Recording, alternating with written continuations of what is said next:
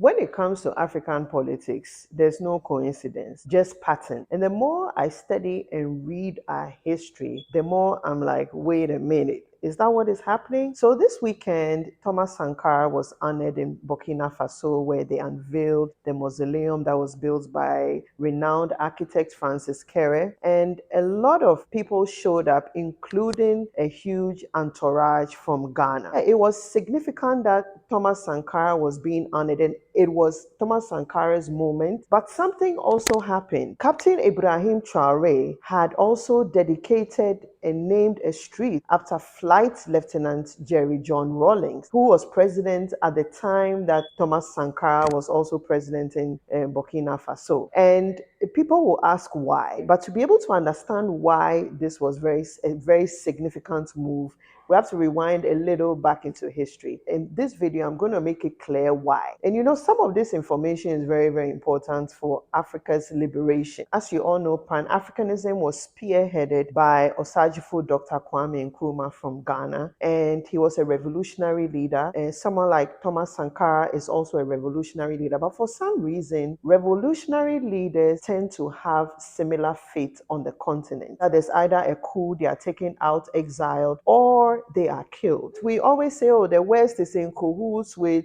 African. No, it's time that we start fishing out who these corporates on the continent are. Who are these partners? Who are these conspirators that are on the continent with us? So in this video, we're going to dissect this together. This is the Afritude movement. I'm not going to come to this conclusion alone. I'm going to look at the comments. I'm going to see how far the video gets, and we are going to dissect this together. In relation to why Jerry John Rawlings was honored the day Thomas Sankara's mausoleum was inaugurated, and both of them were honored, which I'll give big up to Captain Ibrahim Traoré. You can see that the man knows his history, because when Thomas Sankara was president, he was surrounded by enemies, and France didn't like revolutionary leaders, especially from the French colony. History will tell us that the president of Ivory Coast, Felix Houphouët-Boigny, I'm sorry if I've butchered his name, but Felix Houphouët-Boigny played a significant role in bringing down Thomas Sankara. And not only that, this same Houphouët-Boigny played a significant role in bringing out Nkrumah years earlier, before he brought down Thomas Sankara. This is the president of Ivory Coast. Just 2 weeks ago, Ibrahim Traoré talked about how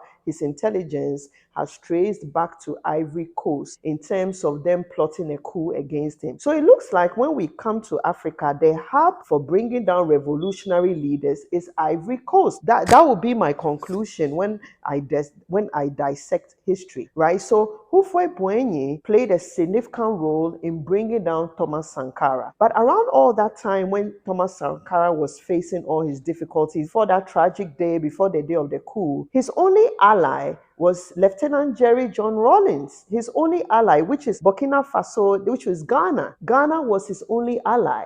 Burkina Faso is landlocked. So if they are surrounded by enemies, it's very, very dangerous for them. They are very, very appreciative of Jerry John Rawlings for having the back of Thomas Sankara at that time. Now, do you know that this same Felix Houphouët-Boigny, this same Ivory Coast, he had a nickname, the Master Manipulator and Destabilizer on the continent. He played a major and a key role in bringing down a lot of revolutionary leaders on the continent. He was the president of Ivory Coast. Blaise Compaoré, who was a close associate of Thomas Sankara, Felix Houphouët-Boigny, when he did his bid and killed Thomas Sankara, yes, he became president, one of the wealthiest presidents in Africa. But then he went into exile into Ivory Coast. So this same Ivory Coast, 38 years down the line, now is being used as a hub to target Captain Ibrahim Traoré. So when I was reading this, I got goosebumps, like, wait a minute, like, we've seen this before, and we need to really stand up for Captain Ibrahim Traoré. After Thomas Sankara was killed, Flight Lieutenant